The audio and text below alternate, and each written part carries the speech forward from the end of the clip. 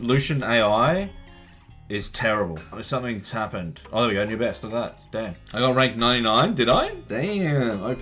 I've never been on I've never been top 100 on a dungeon team thing. G'day boys. Today I want to do a unit showcase video featuring one of my favorite 4-star L&D units, Deborah. I was pretty happy when I pulled her. I knew that her passive had a increased defense breaking effect that would increase the damage that I'd be able to put out, but I actually had no idea at the time just how effective that this would actually be. Let me get into it and show you guys how I use her, where I use her, and how I've got her built for those separate areas of the game. As you can see here, I have her on a double fight will set. This is because I primarily use her in my solo R5 team. She increases the damage that Bale can put out absolutely an insane amount. It almost essentially doubles the damage that your Bale can do if you have her in the team. So because of that, we may as well have her on an extra couple of fight sets as well as a will set, just to make sure she doesn't get oblivioned and then her passive is no longer effective for Bale to get that increased damage. As for the stats, you can see here that I've still actually left mine at 5-star. She doesn't need to be 6-star to do her job at all. All you really need from her is to be alive. As long as she isn't oblivioned and she's still on the field, then her passive is still in effect, and then you can get that increased damage. So you can see here that we've gone for some HP on her to make her kind of tanky, and then other than that, it's just sort of an extra few stats, as many as you can. It doesn't actually really matter what the quality of everything is, just make sure that she can survive, and that's basically it. So as for each individual runes here, I've gone for a HP, crit rate, and HP build. You can see here these aren't gemmed, these aren't grinded, these aren't even maxed. This one here has some gems and grinds on it, this one here isn't maxed, and this one here has barely got anything on it as well. Like I said, the rune quality on her is so low, it actually doesn't matter whatsoever. As long as she can survive the initial hit from the R5 boss, then Bale gets his damage out, and then Jensen can revive her if she does die at the jump. As far as the actual total HP that you need on her, you don't even actually need this amount of HP. The reason I have it a little bit higher is because I actually use her in my GB12 team as well. So because of that, I need her to survive at least one hit from the giant, just in case things go wrong. I do want her left alive just so she can stay out a little bit longer, get that little bit of extra damage out, and get through the boss, just to make it a little more stable and a bit more safe. The only other requirement for her is if you can try and get a little bit of accuracy on her, that would be great. Her skill 2 does offer a defense break as well as an attack break, so it's kind of handy. You may as well have a little bit of accuracy on her if you can. And then the only real actual requirement other than surviving is the speed here. So you do want her slightly fast enough that she can at least take a turn in front of the waves in GB12. She'll quite often use her skill 2, which just lowers all the health of the waves, the trash waves, which then allows Lucian AI to be a little bit better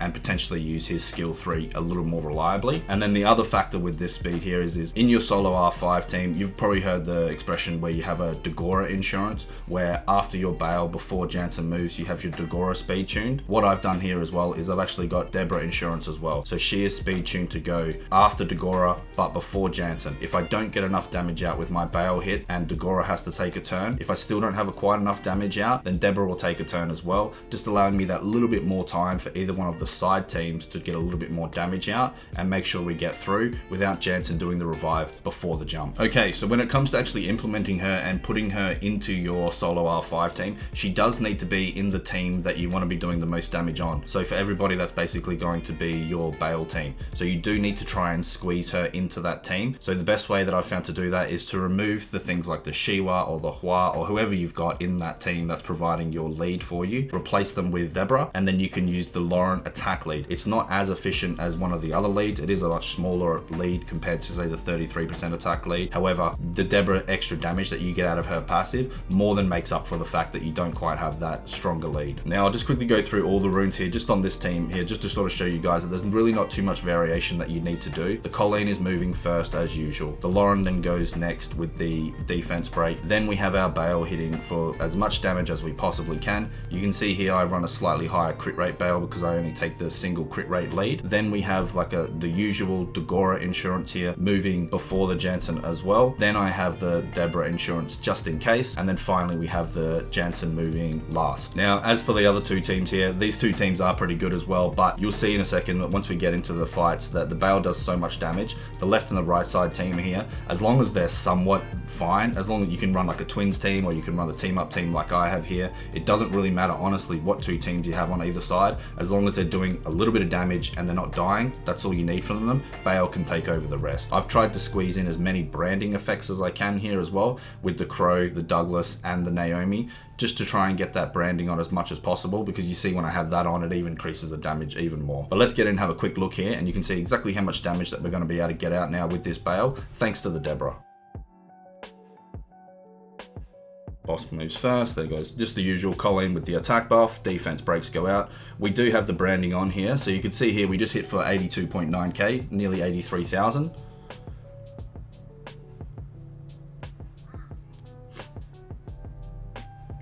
Okay, boss goes up, kills the Dagora, kills the Colleen. There goes the Deborah. Now, if you did have your Deborah a little squishier, you could have it that she actually dies at the jump, in which case she won't take that turn. It does speed it up slightly, but because I use her in my GB12 team, I do need to have her that little bit tankier just to survive the giant boss. But it's only 1 or 2 seconds slower, and this team is absolutely 100%. This team does never fails. There's too much damage here coming out from Bale, and there's too many things in place that this team here is 100%, doesn't fail. Never fails. I never had a fail with this team. So you can see there without the branding, we only hit 66k, but that's still twice as hard as what everyone's bale sort of used to hit back when you had to do the team up bales. So it's still more than enough to get through. There we go. She actually put the defense break on us for that time. There we go. And 84k there. So we hit anywhere between sort of 83 to 85,000 damage now out of Bale whenever he goes, if we have the branding on, and then about 66,000 damage if we don't have the branding. Now, the other place that I use her is in my GB12 team. I do have a video up on my old GB12 team. I have actually since changed it. I had someone comment on my video saying that there was a slight variation that I could make which would actually speed it up a little bit. I used to run the Water Twins instead of Crow and Naomi, but shout out Mike Curlis, commented on that video, said to me, hey, why don't you use the Naomi and the Crow? They offer more damage and will actually speed your times up down to about an 18-second runtime.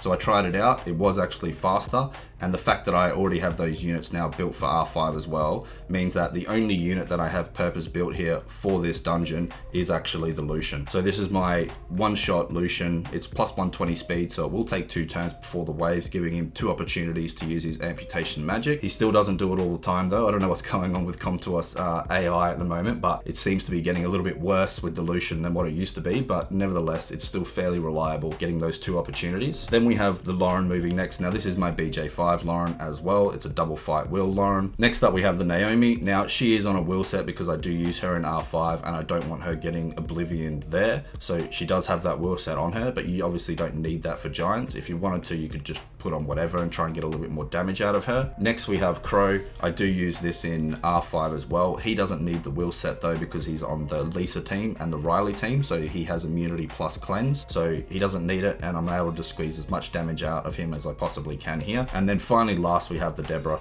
Again, she doesn't really need to do anything here. She doesn't really need to take a turn at all. She doesn't offer too much for anything at all other than her passive. She just needs to be alive, so as long as she can survive at least 1 hit from the giant at the end there, then that's all you need from her. Let's just do a quick run through now. Ah, beautiful. Good Lucian AI. That's nice start. Like I said, his AI has been a little bit derpy lately. I don't really know what's going on with it, but this one seems to be okay. There he goes, derps there.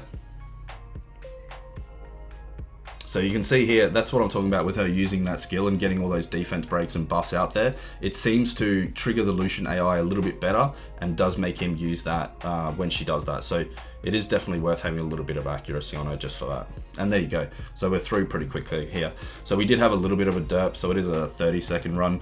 The average of this team here is about 30 seconds because it does derp Lucian derps a lot. It's very difficult for him to get a fully clean run using both amputation magics on wave 1 and wave 3. And then the 18-second time does come every now and then, but it does require a little bit of RNG. I need to have a few debuffs on before the Crow does his skill 3. So here's actually a decent one, but we had a derp there with the Naomi. She didn't use skill 2 and get the branding on, and then the Crow derped and didn't do his skill 3. So again, touch slower because of that. It's not a perfect run. They are few and far between, but it's still somewhere between the 18 seconds at the absolute fastest, and then on the absolute slow end, the really ones where the Lucian derps every single wave, and Lauren misses the defense breaks and things like that. It can blow out to sort of 40 seconds sometimes, but like I said, the average is around the 30-second mark. And there we go, beautiful. There's a perfect example of the one shot from the crow at the end there as well. But because we had a little bit of some slower derps through the run, we still can't get that 18-second time. Just to highlight the extra damage that we're able to get out one more time here, let me just do a quick test run here without Deborah in the team. We'll throw her in. We'll be able to see exactly how much extra damage we can get out with my Leah in this arena offense team. Alrighty, attack buff up. Let's slow it right down here just so we can sort of see it before it disappears. See how much damage we do with Leah on this one. Alrighty, so we hit for about 50k per hit then. Alright, we'll put Deborah back in the team now. Now she's still on those same runes, she's not speed tuned anywhere. You could speed tune her in front of the Leah if you wanted an extra opportunity to get an extra chance for a defense breakout.